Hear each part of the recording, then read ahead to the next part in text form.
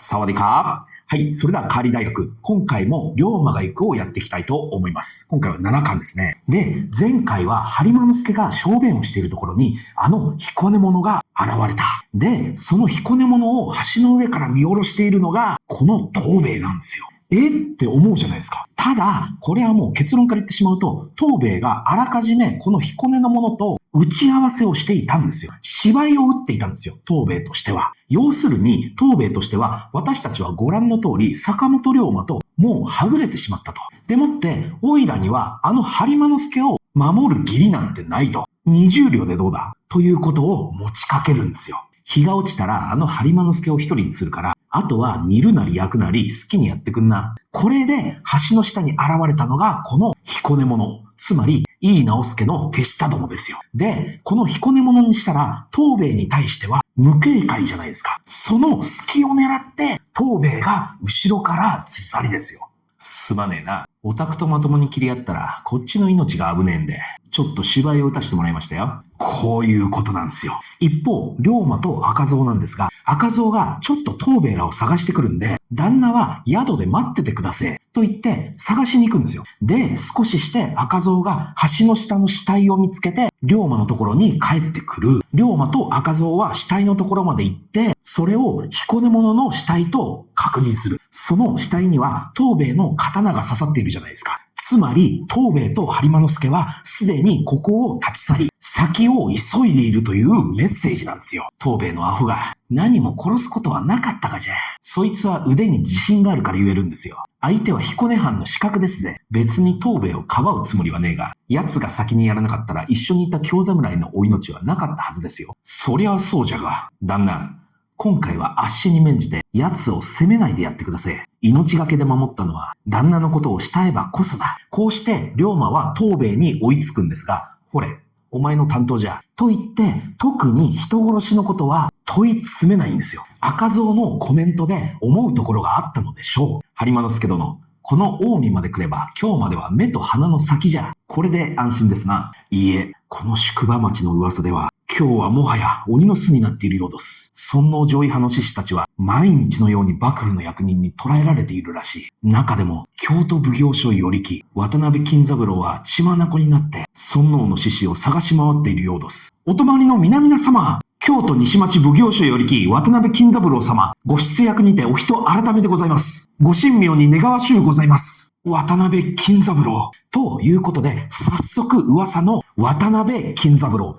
幕府の警察ですよ。に、もう宿を包囲されてしまうんですよ。で、龍馬と東兵衛は二手に分かれて、この包囲網から抜け出そうと試みます。この時、播磨之助は何かを決心して、この着物の中に縫い込んでいた密書を取り出し、これを龍馬に託します。きっと三条家に届けてくださいと。こうして二手に分かれるんですが、結果、もう完全に包囲されているんですよ。このままでは三人とも捕まると悟った播磨之助は一人で自首するんですよ。で、播磨之助は幕吏に捕まるわけじゃないですか。そこに龍馬がやってくる。そうするとね、普段はもうおとなしい播磨之助が声を大にして言うんですよ。お役人衆、その土佐者を捕らえてくだされ。あやつとは道中、金で雇っただけのつながりどす。うちが捕らえられ、金が入らなくなって乱心しておる。ただ、用心なされよ。その者、北進一刀流の免許皆伝どすえ。つまり、自分と龍馬は金で雇っただけの関係だと。翻って言えば、いわば関係ないということなんですよ。さらには、北進一刀流の免許皆伝ということを伝えて、手を出すなよ。出したところでやられるぞと。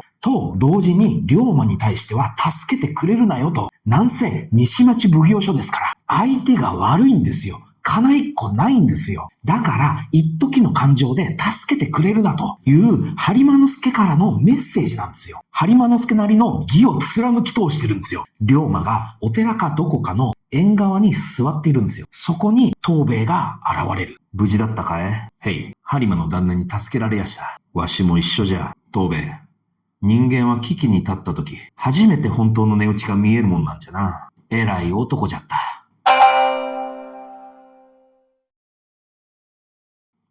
はい。こうして京に入った龍馬と東兵衛は、伏見の寺田屋に入ります。でね、龍馬としては、播磨之助の一件が頭から離れないんですよ。自分の非力さに腹が立つ。龍馬としては、播磨助を無事京まで届けると約束をしたじゃないですか。それが結果的に叶わなかった。しかも最後に播磨助は潔く、それも武士らしく自分の進退を決定したわけですよね。その上、播磨助としては、龍馬に託した密書が三条家に渡れば、自分の使命も果たせることになるんですよ。その大事な密書を龍馬は今手にしているわけですよ。これを何とかして三条家に届けなければならない。でね、端的に言うと、もうこの頃の三条家というのは、もうね、尊王攘夷派のもう大ボスみたいな感じですから、常に幕府のものが見張っているんですよ。とてもじゃないけど、龍馬なんかが行けるような場所じゃないんですよ。そこで改めて東兵衛が密書を持って三条家に向かいます。3日もらいやす。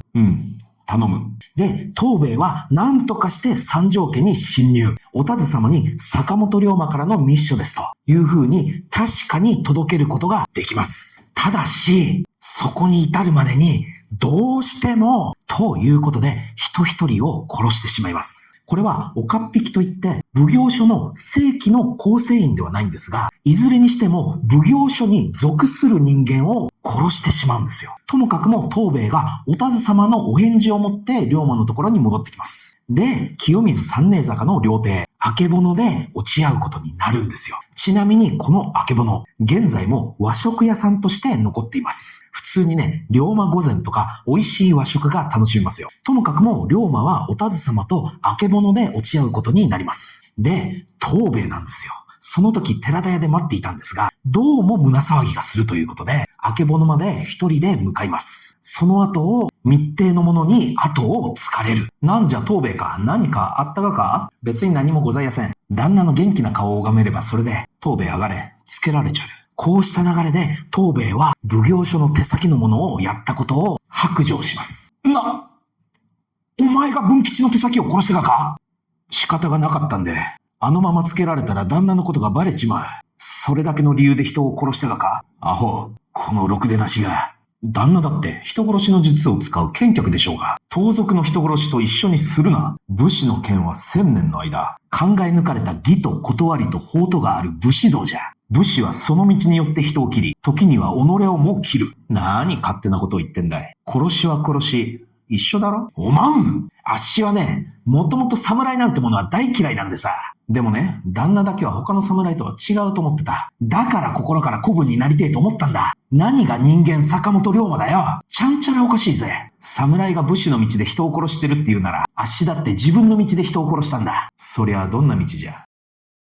はよ言わんかい？坂本龍馬を守りたい。それがあなたの道よね。東兵衛殿、龍馬殿をお守りしたいというお気持ちは私にもよくわかります。だけどね、心なく人を殺してはなりません。人間にはいたわりがなくてはならぬのです。母上、いたわりとは他人の痛みを感じること、優しさだとか思いやりと言ってもいい。それは身分など関係ないのです。東兵衛殿、田津からのお願いです。いたわりを育て、たくましい子分として、これからも龍馬殿をお守りください。頭を上げてください。やはりお田津様にはかなわんの。東兵衛、すまんかった。わしもまだまだ未熟者。言い過ぎた。もうつまらん理由で人を殺すな。おまんはわしの子分じゃろ。はい。このあたりが龍馬の性格、成長の具合がうまく描写されたシーンだと思うんですよ。ちなみに坂本龍馬はその生涯を通して一人も殺していないと言われています。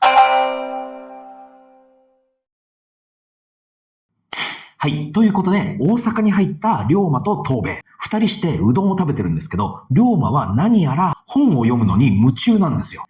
これは余談までに、基本的に龍馬はマナーが悪いです。この時も平気で食べながら本を読んでるんですよ。何を読んでるか。お田津様からもらった本なんですが、その名も表村記略。つまりアメリカ漂流記の本なんですよ。はい。ここで私は少し解説をせねばなりません。このね、坂本龍馬を語るにあたって、必ず出てくるのがこの本なんですよ。もっと言えば、この本を書いた川田昇龍という土佐の絵師がいます。ただし、実際にアメリカに行ったのは、この川田昇龍ではないんですね。ここで出てくるのがジョン万次郎ですよ。万次郎は漁師のせがれなんですが、14歳の時に漁に出て、嵐に遭い、漂流して無人島にたどり着きます。これね、一言で無人島といっても、鳥島といって、かなり遠いところまで漂流してるんですよ。このね、土佐の足摺岬から伊豆諸島の鳥島ですからね。しかも、この鳥島に漂着して、その後143日間生きたと言いますから、全くもう奇跡みたいなもんですよ。で、しかもですよ、このジョン万次郎の奇跡はこれだけじゃないですよ。そこでアメリカの捕鯨船に助けられ、結局はアメリカ本土まで行っちゃいますからね。で、しかも当時はゴールドラッシュの時ですよ。ジョン万次郎、アメリカで金を掘ってるんですよ。ともかくも、その後11年間をアメリカで過ごして、なんとか帰国してきたのがこのジョン万次郎。なんとかっていうのは、やっぱり当時の日本は、日本から出てはいけないんですから。国禁なんですよ。まあ、ともかくも、アメリカのことについて書かれている本を夢中になって読んでいるんですよ。で、大阪では東米と別れて、龍馬は一人で土佐へ帰ります。はい。土佐に着いても、龍馬は歩きながら本を読んでるんですよ。するとね、前から上司がやってくるんですよ。本を歩き読みしている龍馬とすれ違います。これ、待たんか。おまんは合子じゃろ。頭を下げんか。こちらは上司の山田博恵様じゃぞ。上司。ああ、ここはもう土佐じゃったの。こりゃすまなんだ。おまん、本町筋一丁目の坂本の次男坊じゃろ。合子は合子じゃ。二度とでかい顔で歩くなや。やれやれ。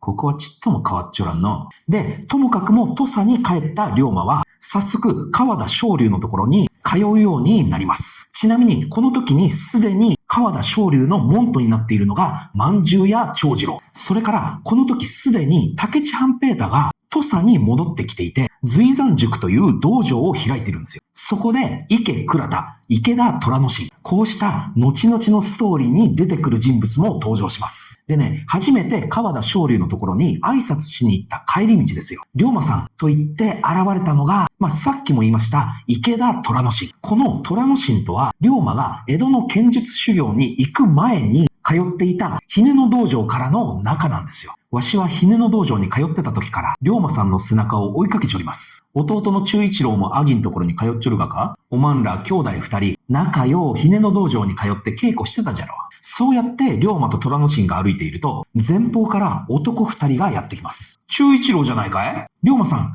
江戸から戻ってこられたかですね。うん。ではまた。ああ、またの？とら、忠一郎と目も合わさんで喧嘩しとるがか？もう何年も口を聞いちょりません。なんでじゃ？